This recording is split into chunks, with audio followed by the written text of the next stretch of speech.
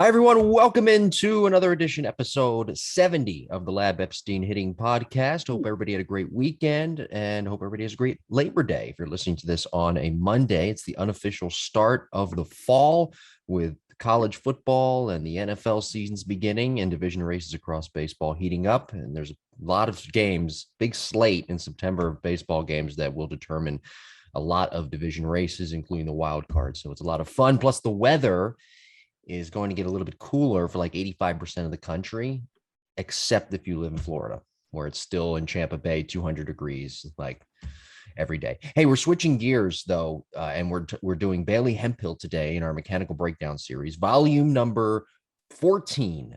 Next week, Sal Frelick, but today we're breaking down and discussing the best hitter in all of college softball from 2021, and she happens to be a student of one professional evaluator, successful business owner, former coach, friend, and co-host, Jake Epstein. I find it very interesting that Bailey Hemphill, myself, Cassidy Shomo, we're all students of yours. You've got quite a list there. I do have quite a list. And depending on who I'm talking to is always my favorite.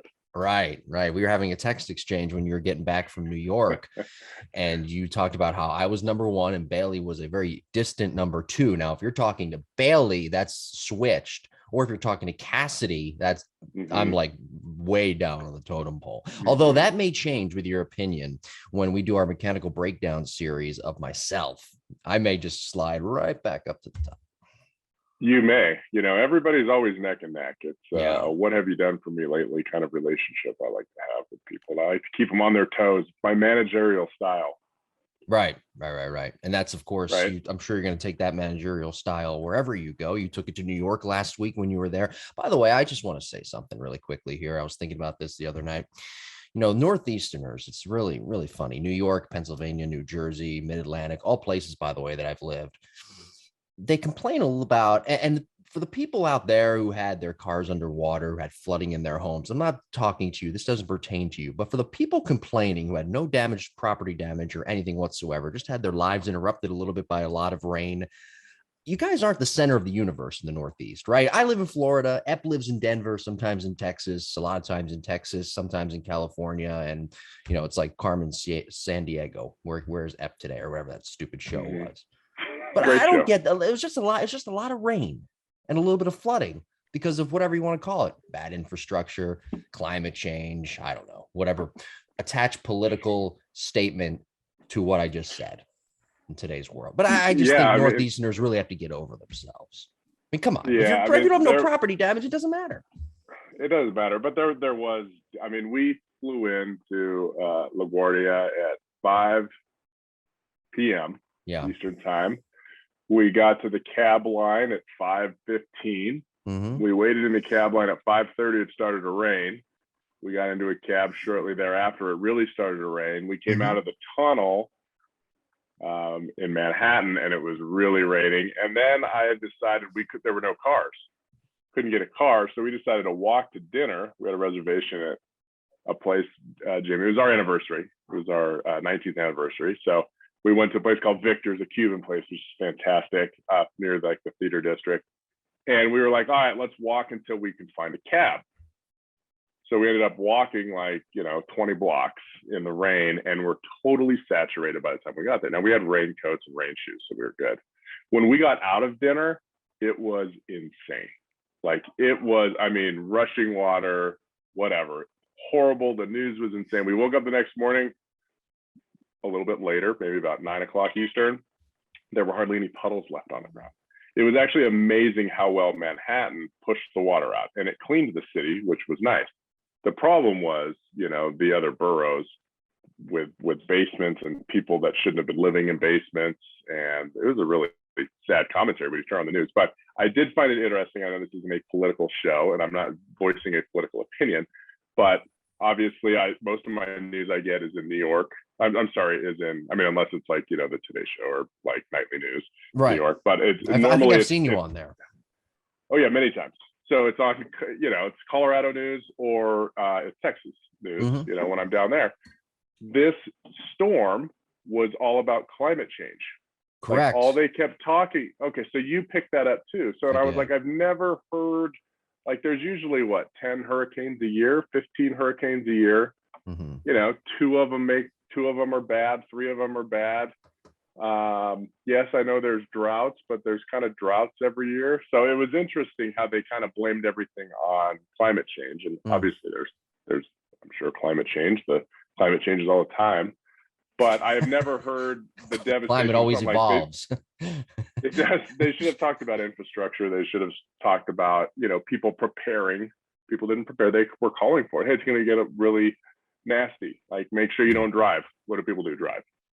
Well, first of all, I just want to say this, that I was in Hurricane Sandy in New Jersey in 2012. In fact, I lived in Philadelphia. Which was way worse than this. I lived in Philadelphia at the time, in the city, and the city got a lot of rain, but it didn't flood the way it did the other day or last week or whatever. Mm-hmm. I've lived in Florida now for a while, and we have experienced a couple of tropical storms, one big hurricane. I've been in a Category 3 hurricane in 2017.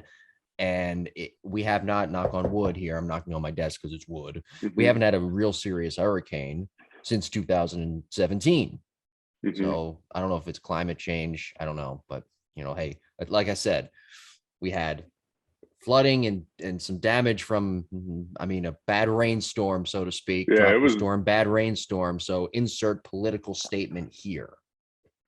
Oh, that's never let a crisis go to waste. Who said that? I think we know who said that once.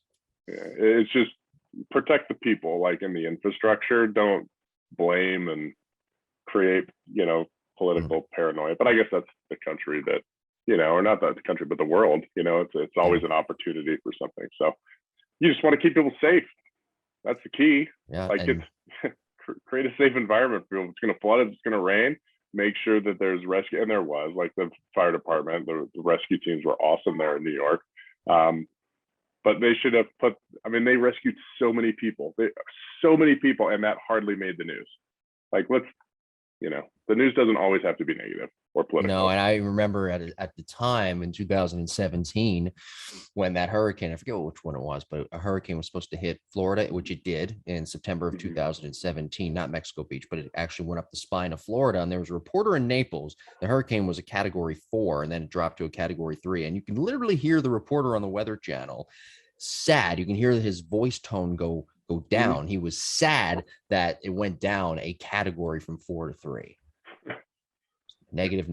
But we're not negative. We're not the media, but we're not negative. We're a positive, happy program, and we bring you happy, fun entertainment every week.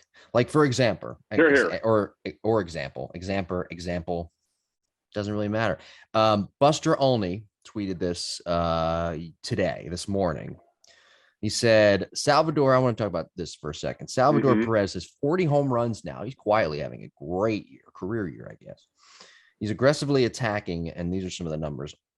He has hit a home run on first pitches of at-bats 13 times, and on the second pitch of the at-bat 9 times. So is this kind of a shift in his approach? Is this a big home run? Is this a big reason as to why he's having such a great year, quietly having a career year? Sure.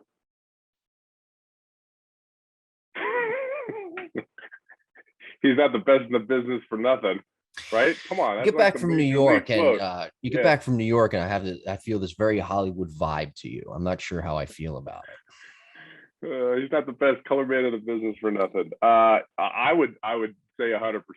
So, you know, what's causing that change of approach? Well, or why is he having success? You know, he's hitting better pitches. Mm-hmm.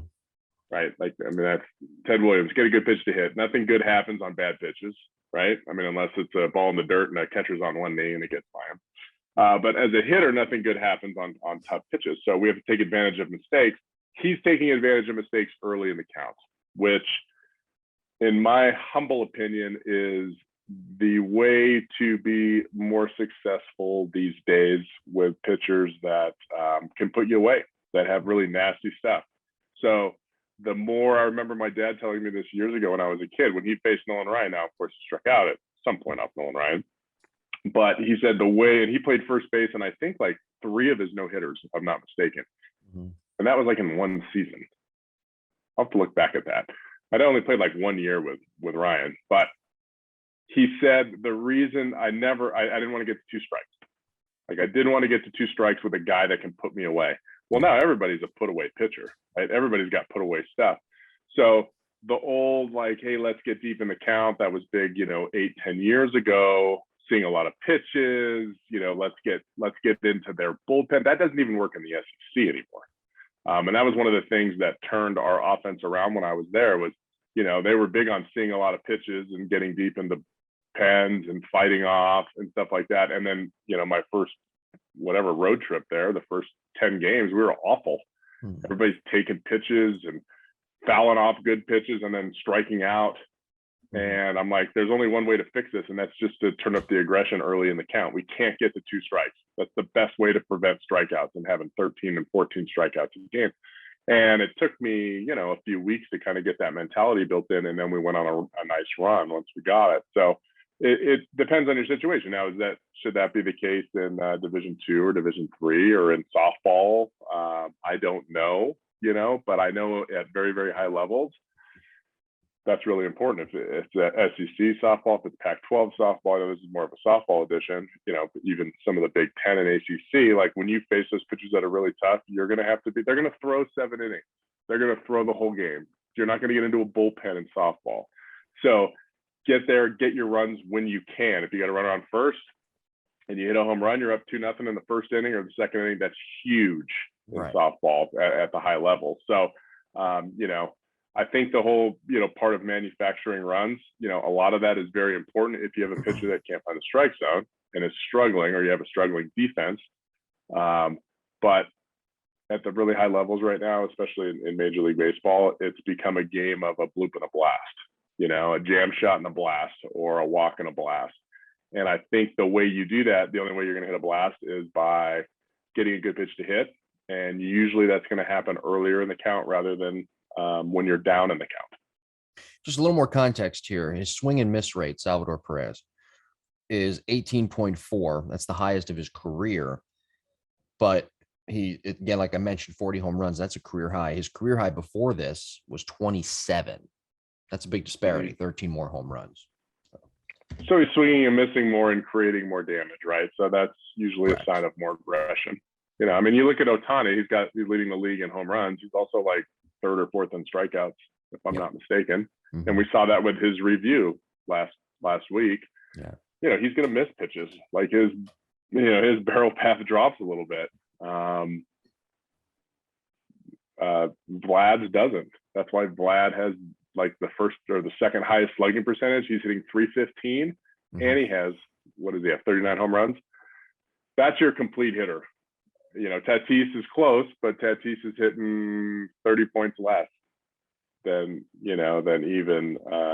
Vlad is. So, I think you have a mission. I think sorry to cut you off, but I have to say I feel like I have a hitting crush on that guy. You have a mission, I think, every show to somehow insert Vlad Jr.'s name. I think that's a mission of yours. Because it's a theme and a storyline developing here. Every week I hear something about Vlad, and you somehow get him into the conversation, and we're not even talking about him. It's impressive, I should say. But when I teach all of his moves. That's why when I first saw his swing when he was in Double A or something like that, I was like, oh my God, this is it. That's how excited you were? You weren't like, holy shit. You were just like, oh my God, this is it. I was like, that's the move.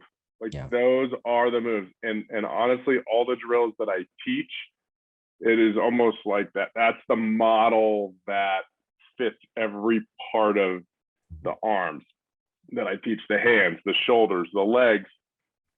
It's like my bionic. I always tell players, I want to take, the first move of, whatever, Pujols or, maybe Shohei's or Bryce Harper's front shoulder or his weight shift. And then it all gets encompassed into like this super Epstein hitter that I envision in my mind, right? Like your swing will probably look like that as soon as we look at it. Yeah. And then all of a sudden Vlad showed up. I'm like, that's it. There was this old movie, it was terrible. It was called Body Parts. I think it was somewhat of a horror movie in the 90s. And it was about a bad person who died and donated all of his parts. So like his legs and his arms, and these people were able to receive transplants. But whoever received that transplant, like all of a sudden would strangle somebody with the right arm that was transplanted, and he wouldn't have any control over it. It sounds like a weird X-Files episode. Yeah, this is weird. So that's like Vlad. He's made up of all these little Epstein parts that fit together and creates the. So if you're going to model somebody, we're not always going to be perfect. Yeah. But I always start with the most perfect palette when trying to create mechanics with players, you know, especially young players when they're raw and they don't have any muscle memory built in. Let's give them the right moves, give them the best chance for success. People will see like this Bailey Hemphill when she was 11 years old, I think is when she started. People will see this on the YouTube side. If they watch the show, they'll see the lineup. It's over on this side. They'll see the lineup graphic. The line, you're looking at the other right. There you go, right there. It would be like number 2. The lineup graphic. They'll see like the second slot in the lineup will be it'll be probably titled like Epps Man Crush, and then it'll go into Vlad. Does that work for you, Mr. Sure. Mr. New York superstar? I don't need this abuse this morning, Jim. I'm not giving you abuse. I'm not giving you any. I'm just noticing things. You know what I loved about New York? The honks. The honks, yeah. So it's like a symphony. There's the honk, hey, I'm coming, as you're crossing the street. There's a honk, you're a moron. There's a honk, what are you doing? Don't let people out on the curb right there. They're all different. It's quite a symphony, the drivers there in the city. Well, they say it's the city that never sleeps because everybody's always honking their horns. Probably. You would wish that people would have more. I don't know, think about other people in New York when they're in New York. Honking is good. Oh, speaking of New York, I had to get rid of a car because the horn was so bad. Really? Yeah, a terrible horn. It was like a little clown horn. Speaking of New York, by the way, the Mets. Do you have any comments on Javi Baez giving the Mets fans thumbs down? I think there's a weird synergy when it comes to public figures, but especially athletes, because sports fans are so rabid that now with social media and Twitter and Instagram, people can comment on things with athletes, and there's that new direct line right to the athlete. And I think all athletes do see it, and I think it gets to the athlete, and that's why we see what we see with Javi Baez and I guess a couple of other of his teammates giving the thumbs down, which is the worst place to do it in New York. If you're going to do it in Chicago, if you're going to do it, do it in like, I don't know. We're just thumbs down. Do it in Texas. Don't do it in New York. It's like the worst place to do it. Yeah. But I mean, for him, and you mentioned right there, it's a good point. Being an adult, I just saw and this kind of correlates. I saw in a AAA game. You've probably seen this too. A guy rounding the bases, not really acting like he's been there before. If you don't know what that saying means in baseball, then Google it. And he basically started a huge brawl. Yeah. And sometimes I wonder, like, what's going on here? We have a guy, major leaguer, giving thumbs down to fans, the paying customers. And we've got a guy rounding the bases in AAA. I don't care what your backstory is. I don't care what happened that led up to that moment to start an all-out brawl. You wonder what's going on here. It's like a show instead of a game. Yeah, it's. I agree. I don't like it. It doesn't mean that it's not right, but if I was running that team, maybe I'm old school. Mm-hmm. But it's not professional. You're going to do that, in your job, like your regular job, or you're going to start something like that. You're making a ton of money. I feel Baez, he's probably frustrated. You know how you get fans not to boo, you do better. Like, that's just your job. Do better at your job. If you do better at your job, people will respect you. If you don't do well at your job and you act like a punk, the people that are paying your salary aren't going to be real happy. Mm-hmm. And I think that's what you're seeing. They have a really good team on paper, the Mets. Like, they have a lot of salary on that team, and they have some pretty big superstars on that team. And those fans expect them to be better. Mm-hmm. And when you're hitting 230 and you're not winning ball games, especially in New York, you're going to get booed. Yeah. So do better, and then you won't get booed and your feelings won't get hurt. Yeah. It's just kind of the way it is. I know the minor leaguer, they don't make much money. The minor leaguer who started that brawl, but it's just really, really unprofessional. I've never seen anything like it. And if I'm running that organization, I'm coming down hard on that player, because that to me is a reflection of the organization. It's a reflection of the player development department. It's very embarrassing. Again, I don't care how it led up to that moment. You hit a home run. You just don't do what you do. You can deal with it after the game. You can deal with pregame the next day. Yeah. Like you're out on the field, you got a beef with somebody, you can go talk to them. But you don't do it in the middle of it. And you know what? Organizations, that was maybe somebody that just snapped, but organizations are big on character when you're in the minor leagues. Yeah. Because they don't want punks going to the big leagues and ruining clubhouses, which could happen. So I mean, Baez and Lindor, are they not best buddies? Weren't they best buddies like young? Like probably were, but you know that story. I feel like they're now all of a sudden you get this click there. But this whole story though with Baez, and I guess Lindor was part of it too. It reminds me years ago. I guess it was maybe 14 years ago. Carlos Delgado was really struggling. It might have been the beginning of the 2008 season. Really, really struggling bad at the plate. He started out, I think, 4 for 49. Then he hit a home run, and the fans wanted to embrace him. They wanted to give him a curtain call, but they were booing him so badly that he didn't come out for the curtain call. So it was harder on him for the rest of his time in New York. And I actually talked to Carlos Delgado about this after the fact, many, many years after, obviously, retired and whatnot. And I did ask him, I said, how hard is it playing in New York? And we got to that point of the conversation where he told me that he regrets not going out for that curtain call in 2000. He brought up that specific example. Wow. So you have to kind of, if you're Baez here or if you're Lindor, heat of the moment, you have to be really careful, because it will hurt you later on, presently, and then down the line, you'll probably regret it. Yeah, I mean, you're going to play in front of those fans for a long time. Right. Maybe not Baez, but Lindor, sir. Yeah, that was a sad scenario, but it happened. And was it Alderson, kind of damage control. Put his foot down.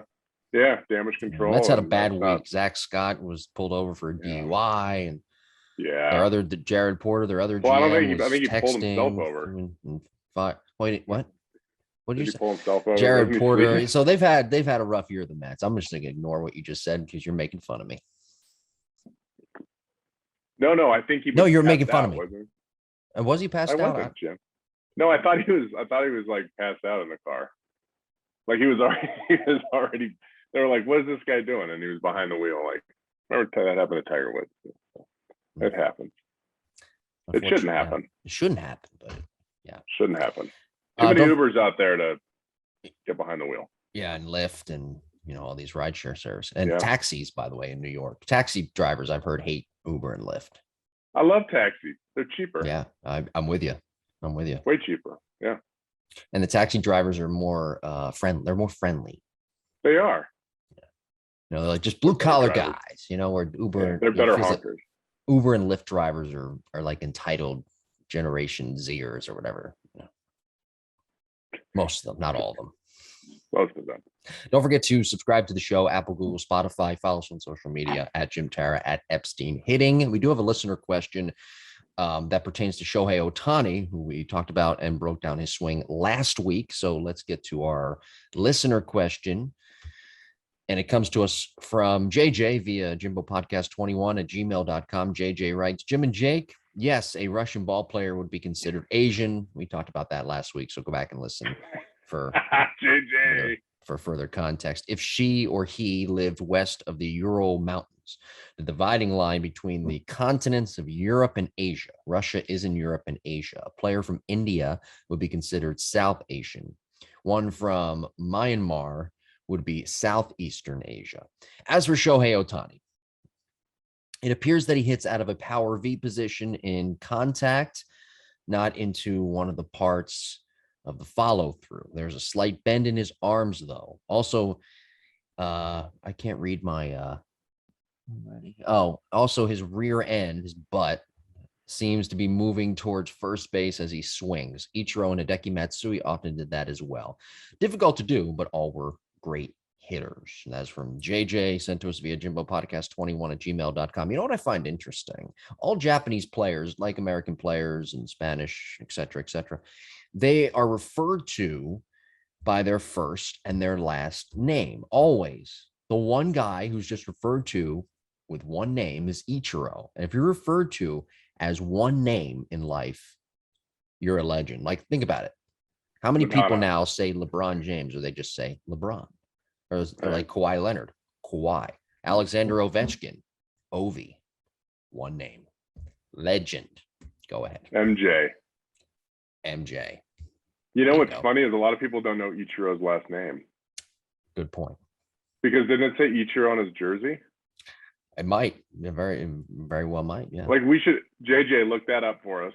And email us back. Because JJ, did it say Suzuki or did it say Ichiro on his? For some reason, I feel like it said Ichiro on his jersey, which is so cool. Mm-hmm. What were the players he said? So they're all left-handed hitters. Left-handed hitters are typically their butts are gonna move that way sometimes because they're running that way, and they're rotating to their pull side, where right-handers lean in more because they're rotating and running to first base like at a young age. That's why they always said, why do lefties look so much better? Because they're finishing that way. Why did Griffey look so good? Because he's finishing to the pull side. Would a right-hand hitter look smoother if we ran to third base first? So that plays a part of it. What did he say? He said Ichiro. He said, excuse me, I'm sorry. He said Hideki Matsui as well. Okay, so all left-handed hitters. But I get it. Like, I see exactly what he's seeing. They all kind of have that coil move where they coil and then their hips kind of rotate fast to the right side. Maybe that's due to the coil. That also helps them lean in. Ichiro, for sure, he's moving towards first base because that was his game. Ohtani does. He's more of a hands hitter. Like, we saw that with his legs. His legs decelerate very early in the swing. And when you decelerate early, your arms typically are extending sooner. And by doing that, he's going to look like he's more into his power V position, closer to contact, unless the pitch is really far inside, and that forces him to rotate more, and then his power V will be later. But everything he said there is pretty much exactly what I would see. He's spot on.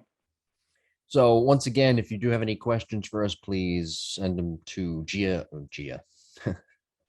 jimbopodcast21@gmail.com. I all confused there. Once again, jimbopodcast21@gmail.com, or at Epstein Hitting, or at Jim Tara on Twitter and Instagram. Although I will say I do prefer, where's my pen? I do prefer jimbopodcast21 at gmail.com. All right, so let's get into Bailey Hemphill. Give you some biographical information. 2021 SEC Softball Player of the Year, hit .412, led the team, Alabama, with 8 home runs, .567 on base percentage, and walked 42 times to lead the SEC. She is, of course, an Epstein disciple. That's why we are breaking her down. And she's, not to mention, one of the best players in all of college softball, or was, and had a tremendous career. Yeah, she did things that, a lot of players can't do. And if there's a player that can slow the game down and the moment doesn't get too big, it's her. And that's why she was successful as she was. I've had players with mechanics that are as good as what we're going to see. I've had players with mechanics that are better than what we're going to see, but they weren't hitters. They weren't as good hitters. And I remember, I think I've told this story before on the show, that when I don't know if it was Murph or Allie that called me about recruiting her when she was only maybe a sophomore, going into her sophomore year of high school. Why should we recruit her? Why should she could be at Alabama? And I said, because she's cool. Because when she gets in the box, she's cool and relaxed, and she looks like a big leaguer. And I've never met a 14-year-old girl that looks like a big leaguer. And she did. She just was relaxed and loose. And at that time, at that age, that was 7 years ago or 8 years ago, softball players were very stiff and mechanical, and they used to flip and hit themselves in the back with their arms. Like, that was part of they were taught to, like, kind of swing, chop down, and then, flip their wrists. at contact. They wanted to flip their wrist at contact, and it was just a different game. And now it's 180 degrees from that. Right now it's, I see more power. I see more barrel dumps and more girls that are trying to hit balls, as far as they possibly can, which with some players that's good, and with some it's bad. So with Bailey, what we'll see is a complete hitter. I built her with I shouldn't say built her, but I gave her the information to be a high average hitter, to not swing and miss a lot, to foul off tough pitches, to hit mistakes. And she followed through with that plan. She had way more walks than strikeouts this year. 42 walks. I don't have the strikeout number, but led the SEC. Yeah, I don't know. I mean, did she strike out a dozen times? Like something stupid. Yeah. She had a swing plane that's going to be on point for a long time. And, to me that, she was an all around hitter. If she had two strikes, she was fighting and flipping. If she asked out something and flipped the ball to right field to save an at bat, she did it. She hit a ground ball up the middle to score a run with two outs and two strikes on her. She wasn't trying to kill balls. She really took approach, to be an all-around hitter to the next level. And before I get into the analysis, it's just a testament to the person she is. She knew what she wanted to do. She never got to be in college. She worked hard on the field. She worked harder in the classroom. Mm-hmm. She was an academic All-American. She, finished, she got her, I believe she either finished her master's already with the extra year, or is done this fall, and she knows what she wants to do. She's just a very driven person that has always had direction and low key. And if I'm not mistaken, we're best friends.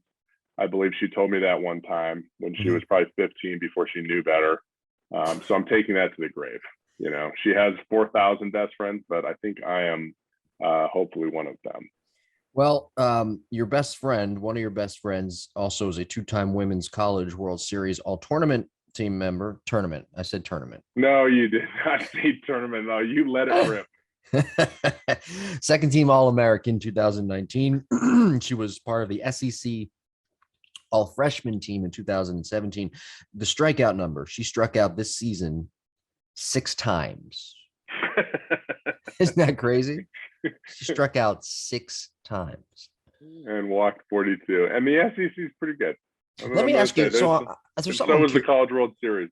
I'm curious about something with her. If she was a male, what kind of, and she was a pro prospect, because she would be if she was a male with those numbers and the types of tools that she has, what would she profile as? What type of player? Vlad Guerrero.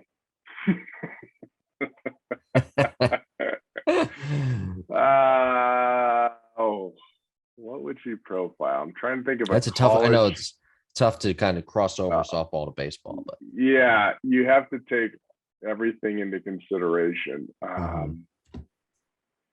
Okay, offensively, how would she profile? Probably maybe like a Rizzo. Okay, it's a pretty good player.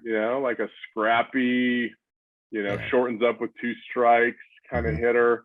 Not super fleet of foot. A leader.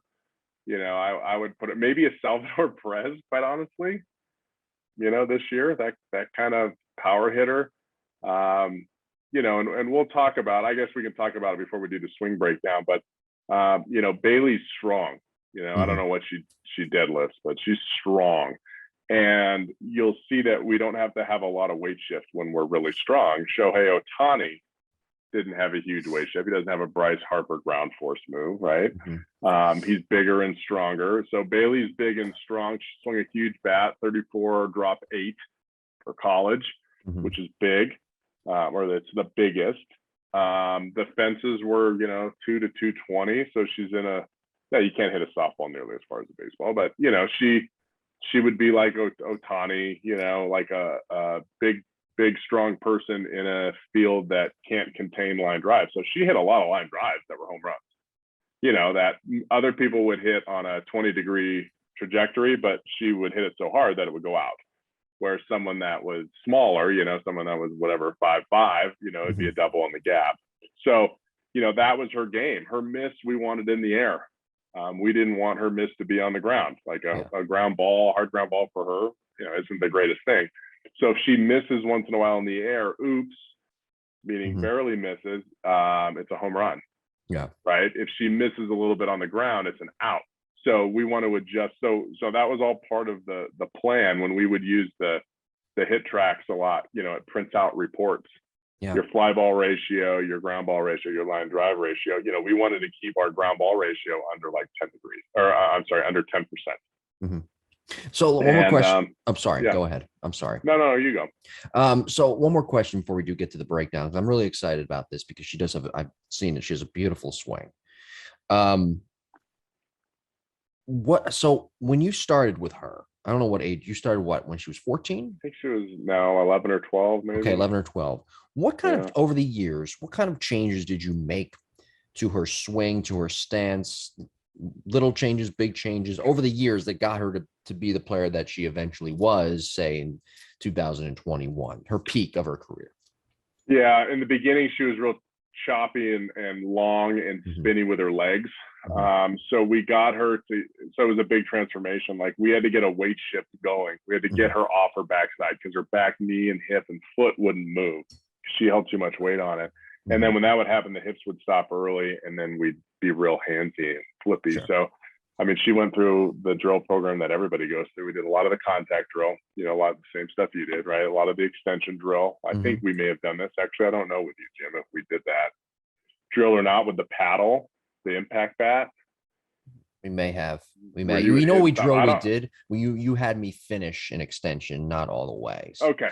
So yeah. Similar, so we did a lot of that. She did a lot of that. Sure. We always kind of forced her extension point through the ball because she would cut it off and flip her right hand up. So that was a huge thing we always worked on. And then getting her to sit down into her legs, which you'll see, good Lord, like if you watch her on TV, you can't get any, I couldn't get out of the position she starts in. She's really, really low to the ground. So it was funny. We always used to fight that when we would take BP. Can you get wider and lower, please? Wider and lower. Can you sit down? Can you get wider? One time, can you, it was like the big joke. And then I'd turn on the TV and she'd be like, too wide almost. Right. So it was like a running joke that I don't know, when I get in competition, I kind of get into that low mindset. So the big thing was with her in the beginning was getting her off her backside without lunging.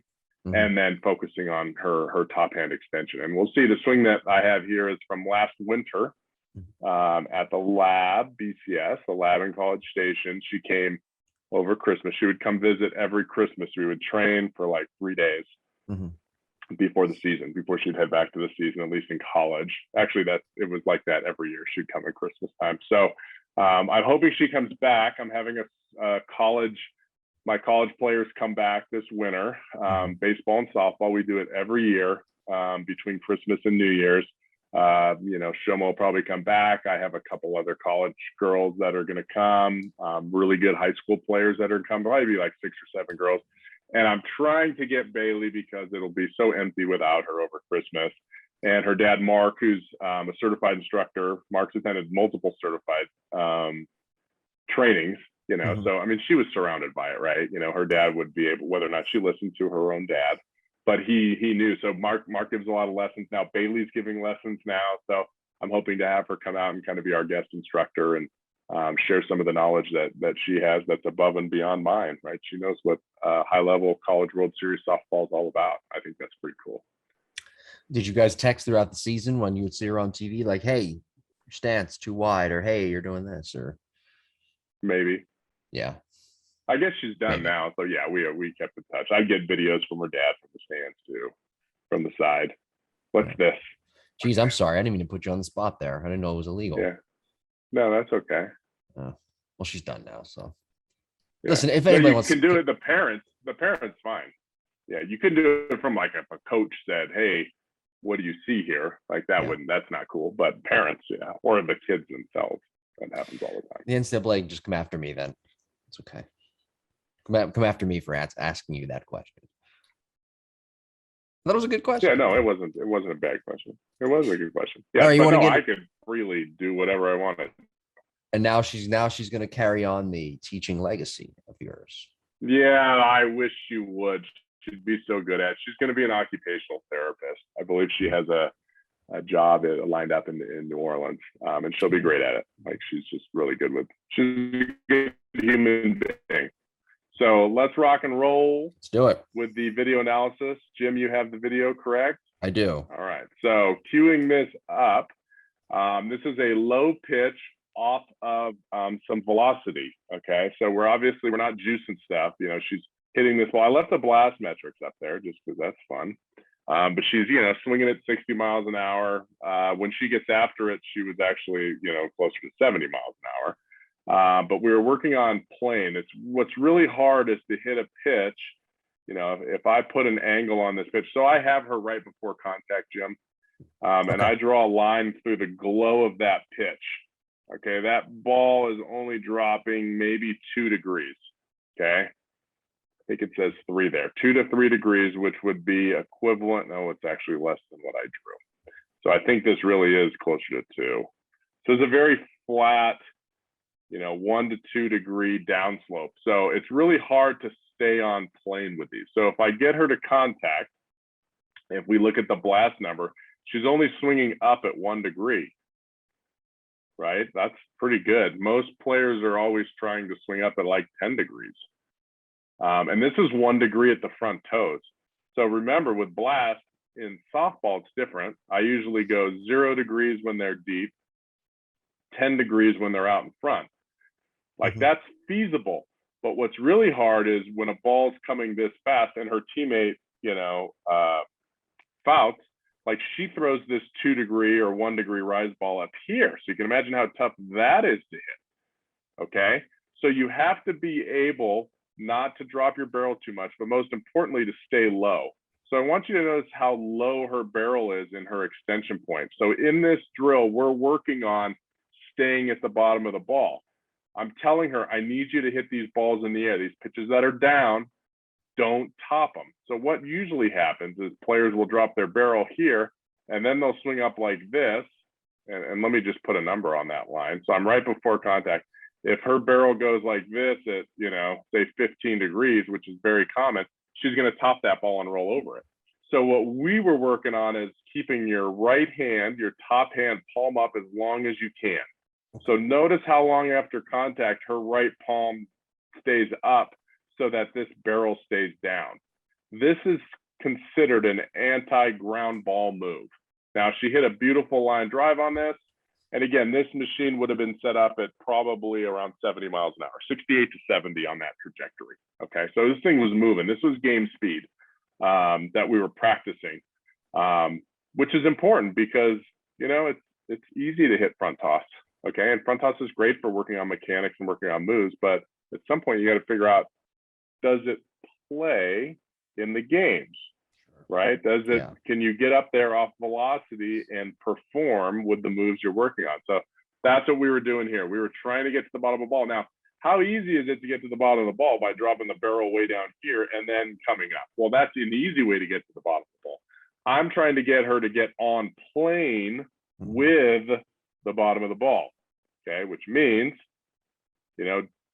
whatever we saw here, 2 degree downslope. And as she hits it, she's got to stay down there with her barrel, okay? And that is really hard to do. So, this was all swing plane we were working on here. But if you look at her body, she rotates really well.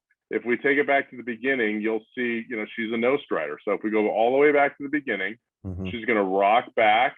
Okay, this is kind of like Ohtani, right? Ohtani stepped to this position, then he drifted to heel plant. Well, that's exactly what she does, right? That's her weight shift from here to here. And then from there, she's going to start to rotate. Okay. Notice how vertical she keeps her bat.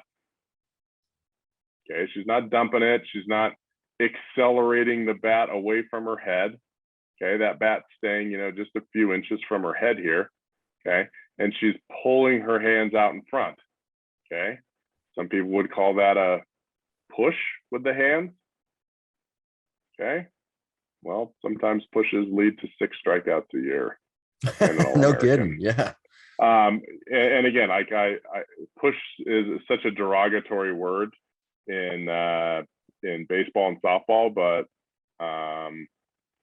maybe I'm going to kill my business here. But if this is a push with the hands right here, then I teach a push.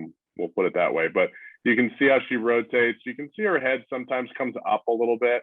And that's why we're always focusing on trying to keep this shin as low as possible, is so that head doesn't lift and we lose our posture. So you can see here at heel plant, if both legs straighten here, we know this one's got to push back. But if this leg doesn't receive that, because as we straighten this one, we have to bend this one more to receive that and to release our back hip, what'll happen is our head will lift.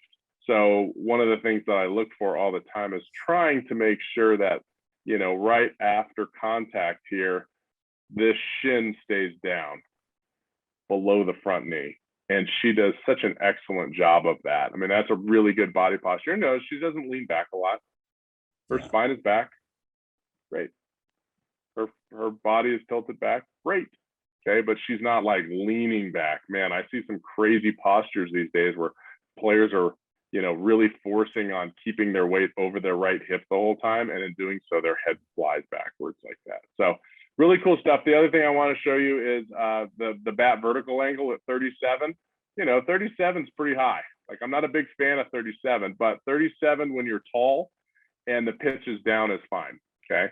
So when I had trouble with players, like I had some players at Mizzou that were so very, very gifted players that were, you know, big and tall, they'd be like 42, 43 degrees here with their vertical bat angle, which is too much. And when that happens, then you start slicing balls too much to the opposite field. Okay. So, or fouling off good pitches. So for her, like, this is as low as we would go. Like 37, I don't want to go low, but with 37, you know, it was kind of like right at the knees. I don't know where the camera is. If the camera was low, then that pitch was actually lower than it was. If the camera was high, it was higher than it was, higher than it looks.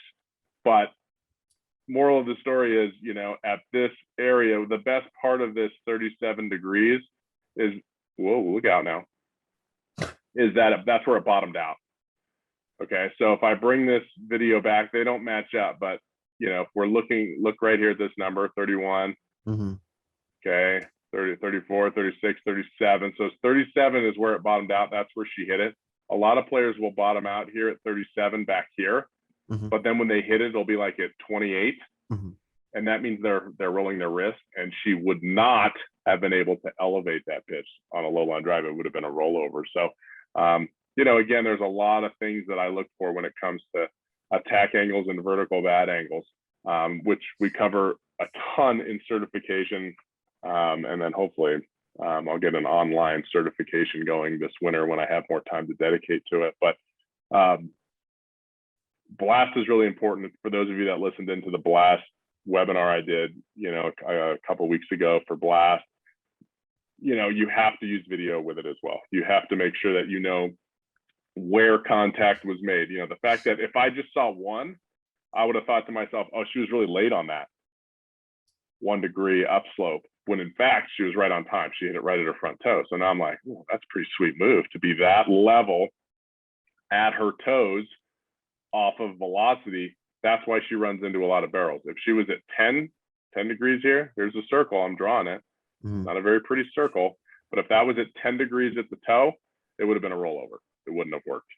So, you know, when you're using technology, you want to make sure you use it correctly. So that's the Bailey breakdown. Good extension. Again, what were we working on? We were working on keeping her top hand up as long as we could to make sure that we weren't going to roll over pitches that pitchers wanted us to roll over. Question, two things. What do you think of her bat pat / lag? Or hand path, bat pat / hand path, I guess. Yeah. So the hand path, you know, I mean, she pulls it. Let's see if I can continue this. So the question from Jim in the podcast was, what do you think of her hand path and lag? So her hand path is very short. Now, I will tell you that sometimes she straightens her front arm a lot more than this. This is a very good front arm for her, staying bent. Okay, she was a pre-extender and she always was, and it didn't affect her swing plane, and I was cool with it. Okay, we tried to make it shorter, but when it needed to be shorter, like on this pitch that wasn't outside, she was able to keep some flexion in her left arm. Again, you can see the knob stay over her back elbow when she pulls through. The knob and the elbow are moving simultaneously here. Okay, the elbow is not moving faster than the knob. her lag is incredible. She gets the knob in her approach position. That knob is almost, well, it's at her front heel. Okay. The knob is well in front of her elbow. It's out in front of her front heel. Why is that important? Because look where her bat is back here. It's right at her back foot. Yeah. That's as short as you could possibly get to the ball. Okay. So that's an excellent position. She's fully lagged here, where now all she has to do is release. You'll see the knob there. How far does the knob move compared to the barrel? Right? The barrel's here. Whip. I don't know why people don't talk about it, but whip is super important. Here's the bat at her back foot. The knob is at her front knee, and she releases the barrel. The knob moves 3 inches left and up, and the barrel probably moved 4 feet. Okay. That's how you create lag and energy. What's her torque angle, you think? Not a ton. Okay. I would say her torque angle was, probably, if we go back to look at her torque angle here, when she goes to rotate, I don't know, less than most. She's not a big, she's not built for it, right? We're probably looking at high 20s, somewhere in there. And that was, I remember my dad telling me, like, some people are built for it and some people aren't. Bryce Harper is, Ted Williams is, Pujols, wasn't, as much. He was so thick. So usually guys, Jeff Bagwell, guys that are stronger, guys and girls that are stronger, that's where they make up for it in strength. Guys that are wiry, girls that are wiry and skinny, they better have a little bit more to make up for that loss of just overall strength. But everybody you just mentioned there, including Bailey, they all generate great ground force, correct? Yeah. So they're going to create separation. They're going to create ground force. They're going to have, and we talk a lot about this at the coaches training, a lot of sequencing, or using the correct part of the body. I actually did a couple lessons in New York City when I was there at my favorite New York City place. The baseball center on the Upper West Side, 74th Street and Broadway. Such a cool place. But anyway, there were some really good players there. And, it's just, everybody is going to be a little bit different. And there was one of those players did not sequence well. Like in this position here that Bailey is in, this player's hands were moving so much before the front foot hit the ground. And when that happens, it's a real problem, right? We're not in sequence. I don't care how big and strong you are, you have to be in sequence. Your front foot, so I'm going through the video here, your front foot has to land first. See how her hands are still back? Her front foot's down. Then her left hip's going to open, then her left obliques are going to go, then her left shoulder's going to go. Well, that pulls this, okay? It pulls that side. And then once we turn, now our backside can really start going. But if our backside starts to go, I shouldn't even say the backside, but if your hands start to go before this front hip, we're in real trouble. And that's something she does well. Even though it's not a ton of torque, she is perfectly in sequence. It's heel, front hip. Oh, sorry, I got stuck there. But it's weight shift, front heel, front hip, front shoulder. It's left side. And then once the left side starts turning, now all of a sudden, here come the hands and the right side power everything through. Well, as always, great job by you, Ep, and Hemphill. And what? Hemphill. Oh, and Bailey, of course. Yes. But a great breakdown. She's the one swinging. Oh, well, thank you. But it couldn't be done without her. Yes. We'll notice a big difference when we get your video up there. I'm embarrassed. My favorite student, Jim. Oh my God. I'm regretting doing a mechanical breakdown, but Jimbo 21 at gmail.com. And also to watch our mechanical breakdown series and just full episodes and whatnot, where do they have to go? Because I forget. I don't have the script in front of me. Full episodes? You have the full script in front of you. They have to they don't have to go to Jimbo Podcast. No, they go to the Lab Epstein Hitting Podcast YouTube page. They can go to the YouTube. You got to go to that YouTube page because that's where all the analysis are. Yes, and all of our full episodes where you can watch us do our show, do our thing. YouTube's where it's at. Yeah, that's where I find all my fishing tips. Really? Is that correct? Is that and golf tips too? Sometimes. Yeah. Not golf as much though. They have YouTube has everything. I'm a field guy. YouTube's become like super Target, where it just has everything. It does. Everything for everybody, for every walk of life, it seems like. Yeah, like I had to go to YouTube to figure out how to get the best way to get a subway ticket. There you go. Well, you can Google that too. Well, I did, and then I went to YouTube. So I Googled it, and I was like, "Oh, here's a video. I'll just see what this New Yorker that says tournament. I'll see what he wants, how he's going to do it." Boom! I was like, "All right, here we go. Let's go. Going for the train." We saw a rat drinking out of a milk container. Awesome. Oh God, I'm gonna be sick. Yeah. I'm gonna be sick. Healthy rat though. That's good for you. Next week, I'm gonna be sick. Why are you doing this to me? What did I do to you this week that you have to make me sick? I saw other stuff too. We won't talk about that. Okay. Maybe off air we can talk about that. Okay. Next week, Sal Frelick, our guy. Yeah. I'm his biggest fan because I said he's gonna be you're like the first Sal.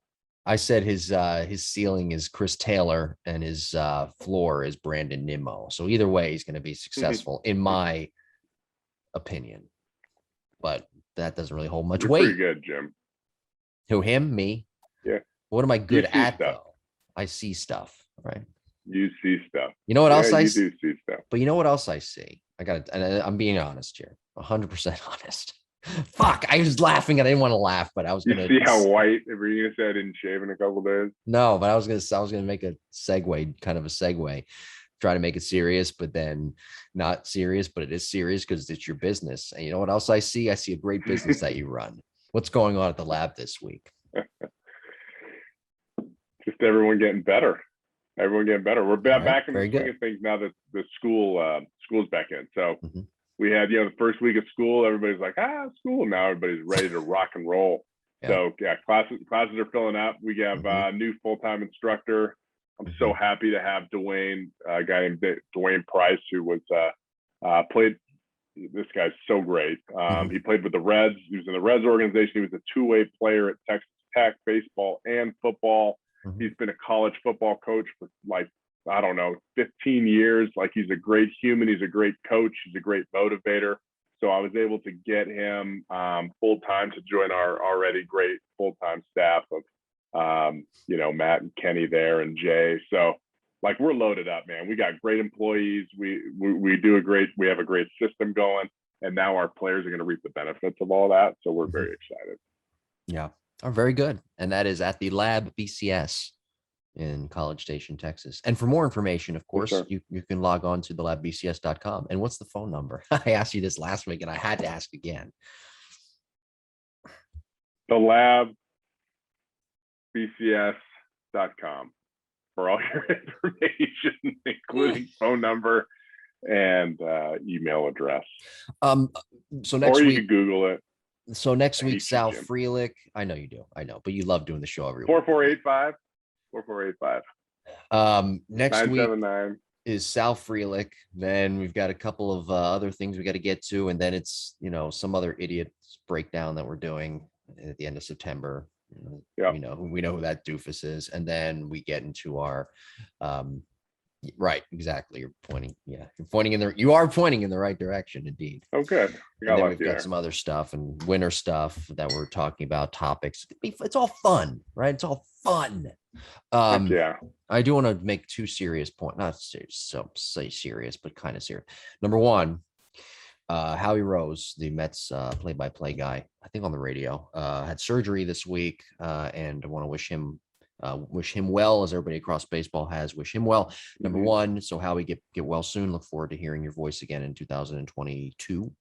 And number two, what was the second one? I want to give a congrats to Chip Kelly for beating LSU the other night and beating Ed Orgeron. LSU looked very flat the other night. Well, that's not very nice for Ed. Well, they looked flat, and Chip Kelly's team came out ready to play. So congrats. Where's Chip now? He's at UCLA.